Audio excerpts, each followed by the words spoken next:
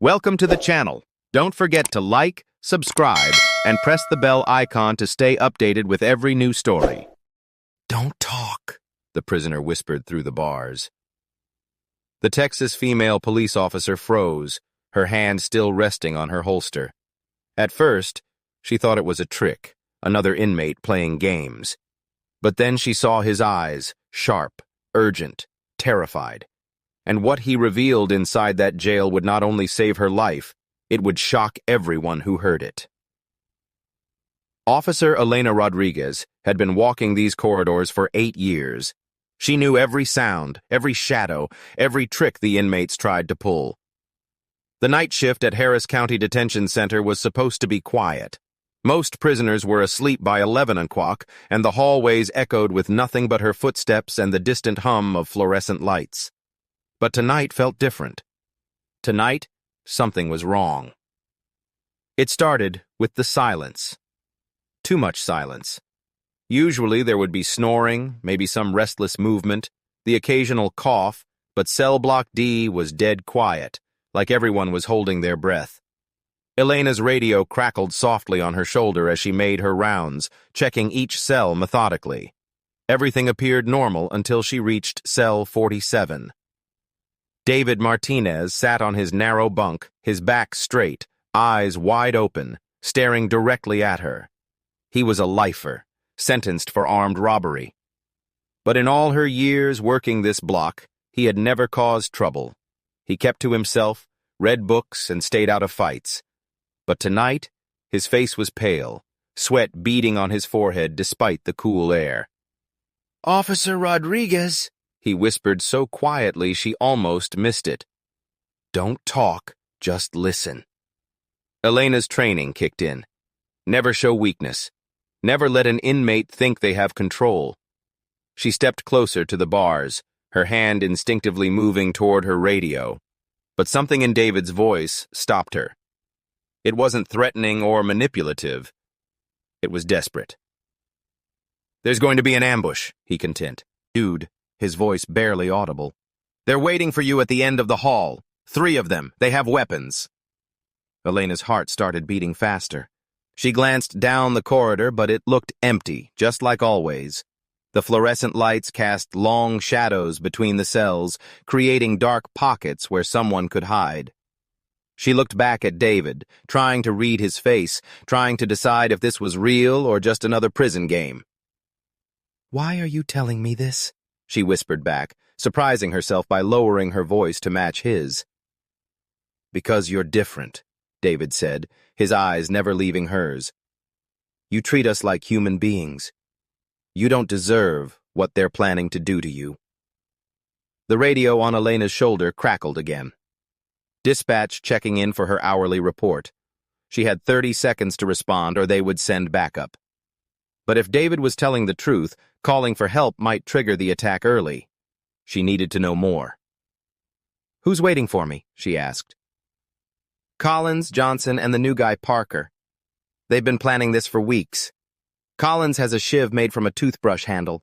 Johnson has a sock filled with batteries. Parker, he's got something worse." Elena knew all 3 names. Collins was serving time for assault. Johnson had a history of attacking guards.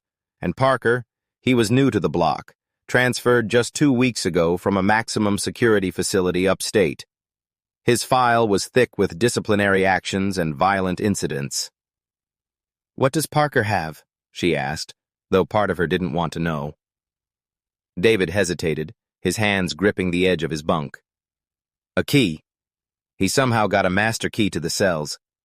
They're planning to let others out once they finish with you." The implications hit Elena like a punch to the stomach. This wasn't just an attack on her. This was the beginning of a riot. If inmates got access to the cell keys, the entire block could be compromised within minutes. Dozens of violent criminals could be loose in the facility, putting every guard, every worker, every person in the building at risk.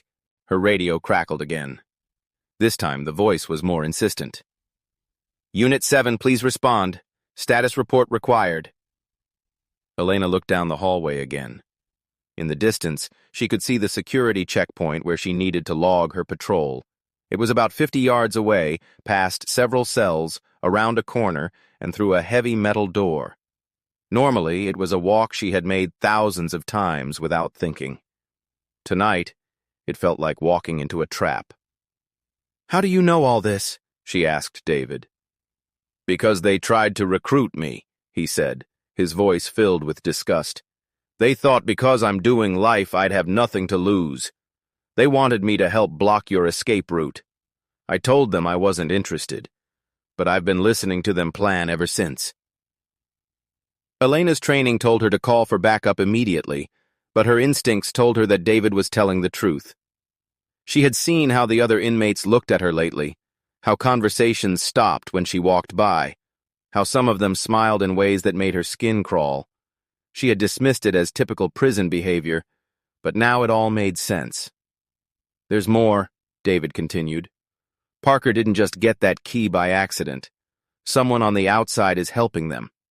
Someone with access to the facility's security systems. This whole thing is bigger than just an attack on you." The radio crackled a third time. "Unit 7, immediate response required. Are you code 4? Elena had to make a decision. She could call for backup, but that might spook the attackers and cause them to scatter, only to try again another night. Or she could try to handle this herself, using David's information to turn the tables on the ambush. Either way, she was putting her life on the line. She looked at David one more time, studying his face in the dim light. 8 years of working with criminals had taught her to read people, to spot lies and manipulation. But all she saw in David's eyes was genuine concern and fear. Not fear for himself, but fear for what was about to happen to her. "If you're lying to me," she whispered. "I'm not lying," David interrupted. "Officer Rodriguez, in all the years you've worked this block, have I ever lied to you? Have I ever caused you trouble?" She thought about it. David had always been respectful, quiet, almost invisible. He never asked for special treatment, never complained about the food or his cell conditions, never got into fights with other inmates. If anything, he was the kind of prisoner that made her job easier. But now, sitting in his cell in the middle of the night, he was risking everything to warn her about a plot that could get him killed if the other inmates found out he had talked. The radio crackled again, and Elena knew she was out of time. Whatever was going to happen, it was going to happen now. She took a deep breath, made her choice, and prepared for what came next. Elena pressed her back against the cold concrete wall, her mind racing through possibilities. She had 30 seconds before dispatch would send a patrol to check on her. 30 seconds to decide whether to trust a convicted felon or follow protocol that might get her killed. "David," she whispered, leaning closer to the bars. "If what you're saying is true, I need details. Where exactly are they positioned?" David shifted on his bunk, his voice dropping even lower. "Collins is hiding in the supply closet near the checkpoint. Johnson's crouched behind the water fountain at the corner. And Parker, he's the smart one. He's waiting in the blind spot by the emergency exit where the cameras can't see him." Elena's blood ran cold. The blind spot. She knew exactly where he meant. There was a 2-foot gap in camera coverage near the emergency exit that had been a security concern for months. The administration kept saying they'd fix it, but budget cuts meant it never happened. If Parker was there with a master key, he could unlock any cell on the block within seconds. "How did Parker get that key?" she asked, though she dreaded the answer. "That's the part that should scare you most," David said, his eyes darting toward the other cells. "Guard Thompson's nephew works in maintenance. He's been copying keys for months, selling them to inmates with family money on the outside. Parker paid $5,000 for that master key." The pieces started falling into place in Elena's mind. Guard Thompson had been acting strange lately, taking extra shifts, avoiding eye contact. She had assumed he was having financial problems, but this was worse than she imagined. Corruption from the inside meant nowhere was safe. Her radio crackled again, more urgently this time. "Unit 7, this is dispatch. Respond immediately or we're sending backup to your location." Elena made her decision. She pressed the radio button and forced her voice to sound calm. Unit 7 to dispatch. All clear on Block D. Just had to deal with a minor medical issue with an inmate. Continuing patrol. Copy that, Unit 7. Report back in 20 minutes. 20 minutes. That gave her time to think, to plan, to figure out how to survive what was coming. But first, she needed to know everything David knew. Why now? She asked. Why tonight? David looked toward the ceiling, as if checking for listening ears. Because tomorrow morning, there's a prisoner transport coming in. High-value inmates from the federal facility upstate. If they can create chaos tonight, take hostages, they can use the confusion to escape when those transport vehicles arrive. Elena felt sick. This wasn't just about hurting her. This was about a coordinated escape attempt that could put dozens of dangerous criminals back on the streets. And somehow she had stumbled into the middle of it. There's something else, David continued, his voice barely a breath. The reason they picked you specifically, it's not random. What do you mean? Your brother, Detective Rodriguez with the Houston PD. He's been investigating a drug ring that connects to some of the families of inmates here. Collins's brother is one of the dealers your brother arrested last month. This is payback. The room seemed to spin around Elena. Her brother Carlos had mentioned a big drug bust recently, but she never connected it to her work at the jail. The idea that someone would target her because of her brother's job had never occurred to her, but it made terrible sense. They know where I live, she whispered more to herself than to David. They know everything about you, your schedule, your route to work, your apartment building. Officer Rodriguez, this goes deeper than just tonight. Even if you survive this, they'll try again. Elena's hands were shaking now. She gripped the radio tighter, trying to steady herself. 8 years of training, 8 years of handling dangerous situations, and she had never felt this vulnerable. But she couldn't fall apart. Not now. David, I need you to do something for me. What? If things go bad tonight, if they manage to hurt me, I need you to tell the investigators everything you've told me. Can you do that? David nodded grimly. I'll tell them, but it's not going to come to that. You're smarter than they think you are. Elena looked down the hallway again.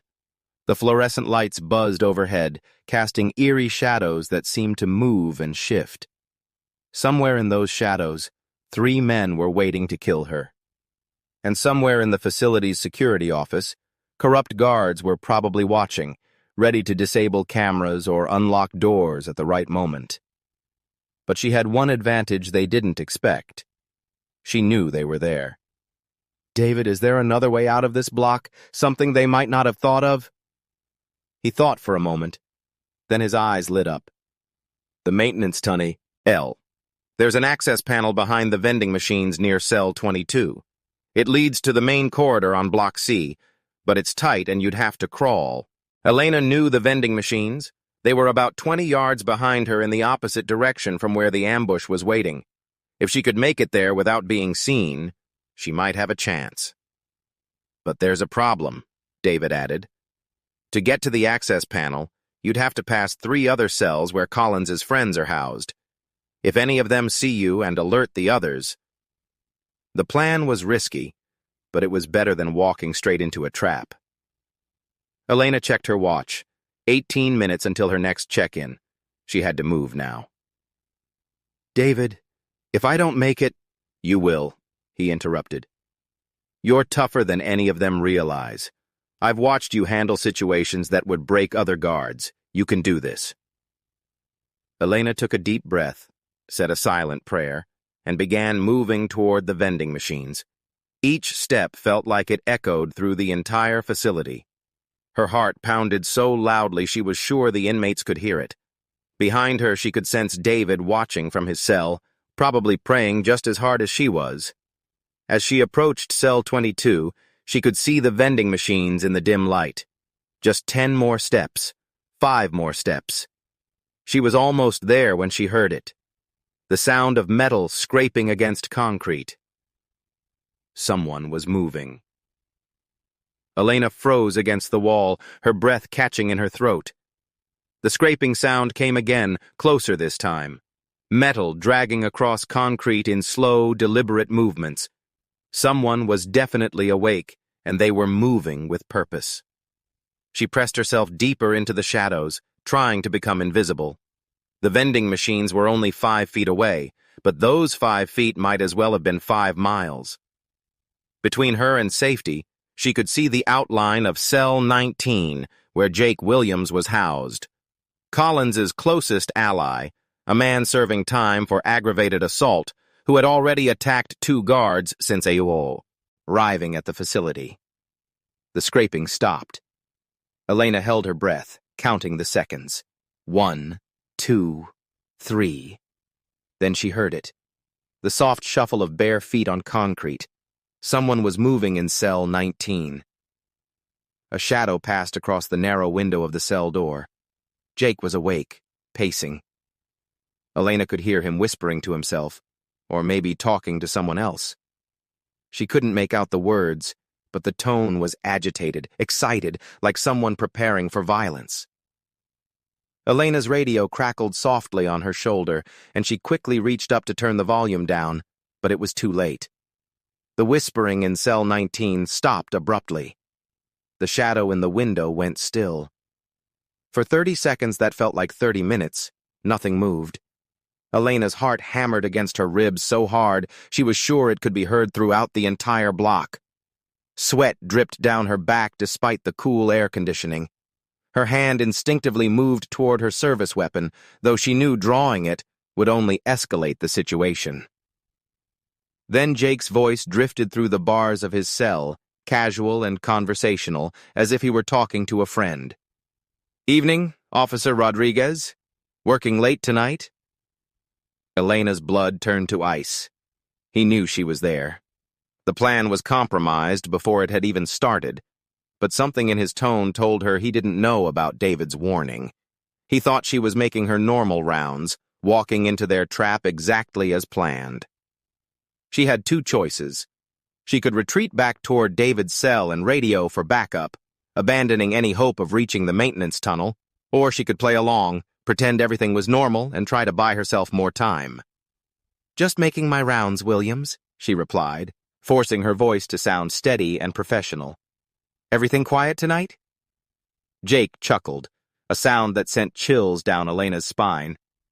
"Oh, it's been real quiet. But I got a feeling things are about to get interesting." Elena took a careful step toward the vending machines. "Well, try to get some sleep. Morning comes early. You know, Officer Rodriguez," Jake continued, and she could hear him moving closer to his cell door. "I've been thinking about you a lot lately. About how you walk these halls every night all alone, thinking you're safe." Another step toward the vending machines. Elena could see the access panel now, partially hidden behind the Pepsi machine. Just 3 more steps and she could start working on the screws that held it in place. "That's nice, Williams. Sweet dreams." But Jake wasn't done talking.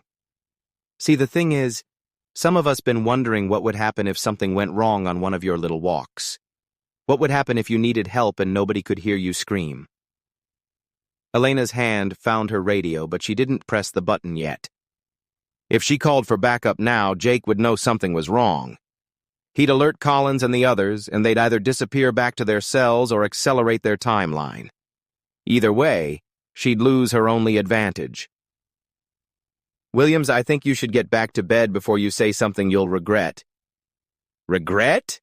Jake laughed louder this time. "Lady, the only thing I regret is not doing this sooner." That's when Elena heard it. The sound she had been dreading. The soft click of a cell door unlocking. Jake had a key. The realization hit her like a physical blow. Parker wasn't the only one with access to the cells. They had multiple keys, multiple escape routes, multiple ways to turn this facility into a war zone. David had saved her from walking into the original ambush, but he didn't know about all of them. Elena abandoned stealth and ran toward the vending machines. Behind her, she could hear Jake's cell door creaking open, his bare feet slapping against the concrete floor as he stepped into the hallway. She reached the Pepsi machine and dove behind it just as footsteps echoed from the other end of the block. Collins and Johnson were moving too. "She's by the machines!" Jake called out, his voice echoing off the concrete walls. "Just like Parker said she would be." Elena's hands shook as she found the access panel. 4 screws held it in place, and she pulled out her multi-tool, working frantically to remove them. The first screw came loose easily, but the second was rusted in place. She could hear footsteps getting closer. Multiple sets now, moving with coordinated precision. "Officer Rodriguez," Collins's voice drifted down the hallway, sickeningly sweet. "We just want to talk to you. Come out where we can see you." The second screw finally gave way, and Elena started on the third. Her hands were slippery with sweat, making it hard to grip the tool. Behind her, she could hear them getting closer, their footsteps mixing with whispered communications. They were hunting her like a pack of wolves. "You know, your brother Carlos caused us a lot of problems," Johnson added, his voice coming from a different direction. They were spreading out, trying to surround her position. "Arrested my cousin last month. Seized 2 kilos of product. Cost us a lot of money." The third screw clattered to the floor, and Elena started on the fourth. This one was tighter than the others, and she had to put her full weight behind the multi-tool to get it to budge. The metal groaned in protest, a sound that seemed impossibly loud in the quiet hallway. "We tried to handle this the easy way," Parker's voice joined the others, coming from directly behind her. "Had some friends on the outside pay your brother a visit, but Carlos is stubborn, just like his sister." Elena's blood froze. They had threatened Carlos, her brother, who had 3 kids and a wife, who coached Little League on weekends and volunteered at the food bank every Christmas. They had put her family in danger, and she hadn't even known. The each screw finally came free, and the access panel swung open. Behind it was a narrow tunnel, barely wide enough for a person to crawl through. Elena could see light at the other end, probably 50 feet. It would be tight, claustrophobic, and if they caught her halfway through, she'd be trapped like a rat in a pipe. But it was her only chance. She started to climb into the tunnel when a hand grabbed her ankle. "Going somewhere, Officer Rodriguez?" Jake's voice was right behind her, his grip like iron around her leg. Elena kicked backward with her free foot, connecting with something soft. Jake grunted, and his grip loosened enough for her to pull her leg free. She scrambled into the tunnel, her radio and equipment belt scraping against the narrow walls. Behind her, she could hear them arguing. "Should we follow her?" Johnson asked. "No," Parker replied. "We know where that tunnel leads. Collins, you and Johnson take the main corridor and cut her off at Block C. Jake, you're with me. We're going to pay David Martinez a visit." Elena's heart stopped. David. They knew he had warned her, and now they were going to kill him for it. She was crawling through the tunnel as fast as she could, her knees scraping against the rough concrete, but she could already hear them moving away, heading back towards Cell 47. She had to make a choice. Keep crawling towards safety and let David die, or go back and try to save the man who had risked everything to save her. The tunnel stretched ahead of her, dark and narrow, leading to safety and backup and the chance to call for help. But behind her, a good man was about to pay with his life for doing the right thing. Elena closed her eyes, said a prayer, and made her decision. She started crawling backward toward the access panel, toward certain danger, toward a fight she probably couldn't win. But she couldn't live with herself if she let David die for her sake. As she emerged from the tunnel, she could hear Parker and Jake's voices getting closer to David's cell. She had maybe 2 minutes before they reached him. 2 minutes to figure out how to save a man's life when she could barely save her own. Elena reached for her radio but hesitated. Calling for backup would take too long. By the time other guards reached Block D, David would be dead, and his killers would be back in their cells, pretending to sleep. She needed a different plan. That's when she remembered something David had told her months ago during one of their brief conversations. He had been a soldier before his life went wrong.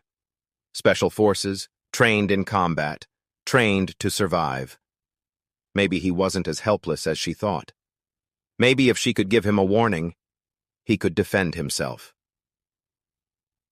Elena crept back toward the cell block, staying in the shadows, her heart pounding with every step. She could see Parker and Jake now, moving down the hallway with purpose. Parker had something in his hand that glinted in the fluorescent light. Not a key this time, something sharp. She was running out of time. In 30 seconds, they would reach David's cell. In 30 seconds, a good man would die unless she did something. Elena took a deep breath, stepped out of the shadows, and prepared to fight for both their lives. Elena pressed her back against the concrete wall, her service weapon drawn, but held low. The fluorescent lights above flickered intermittently, casting dancing shadows that made everything feel like a nightmare. She could hear Parker and Jake's footsteps getting closer to David's cell, their voices low but urgent. "You sure he's the one who talked?" Jake whispered. "Has to be," Parker replied, his voice cold as winter steel. "Nobody else on this block would risk their neck for a guard. Martinez always was different. Thought he was better than the rest of us." Elena's mind raced through her options. She could fire a warning shot, but the sound would bring every guard in the facility running, and in the chaos, David might still end up dead. He could try to take them both down, but Parker had military training too. And Jake was built like a linebacker. In a straight fight, she'd probably lose. That's when she remembered the fire alarm. Every cell block had emergency protocols. When the fire alarm sounded, all cell doors automatically locked down and emergency lighting activated. It would buy her time and trap Parker and Jake in the hallway where backup could find them. She holstered her weapon and sprinted toward the alarm pull station near the security checkpoint. Her boots echoed off the walls and she heard Parker curse behind her. "She's making a run for it," Jake called out. "Forget Martinez, get her!" Elena reached the alarm and yanked the handle down hard. Immediately, the hallway filled with the deafening wail of sirens and flashing red lights. Emergency protocols kicked in automatically. Cell doors slammed shut with metallic clangs that echoed like thunder. The main corridor doors sealed with heavy clicks. Parker and Jake were trapped in the hallway with her, but so was she. "Smart move, Officer Rodriguez," Parker called out over the alarm. His voice had changed, become more respectful. "But now we're all locked in here together until the fire department arrives. That gives us plenty of time to finish our conversation." Elena drew her weapon again, keeping her back to the wall. The flashing red emergency lights made everything look like a horror movie, casting wild shadows that moved and jumped with each pulse. She could see Parker and Jake approaching slowly, methodically, like predators who knew their prey had nowhere to run. "This doesn't have to end badly," she called out, trying to project confidence she didn't feel. "Backup is already on the way. Surrender now, and maybe we can work something out." Parker laughed, a sound that sent chills down her spine. "Work something out? Lady, we're already looking at life sentences. What's a few more charges?" Jake spread out to her left, trying to flank her position. Elena swiveled to keep both men in sig, but the flashing lights made it hard to track their movements. Every shadow could hide an attacker. "You know what I think?" Parker continued, still moving closer. "I think you're bluffing about backup. I think you pulled that alarm hoping to scare us off. But here's the thing about emergency lockdowns. Nobody can get in here until the all-clear is given, and the only person who can give that all-clear is you." Elena's heart sank. He was right. The emergency protocols were designed to contain fires and prevent smoke from spreading through the facility. That meant the hallway was sealed until she manually reset the system. She had trapped herself with 2 killers. "So here's what's going to happen," Parker said, pulling something from his pocket. In the red flashing light, Elena could see it was a crude knife fashioned from a piece of metal and wrapped with electrical tape. "You're going to reset that alarm. Then you're going to unlock our cells so we can get back to bed.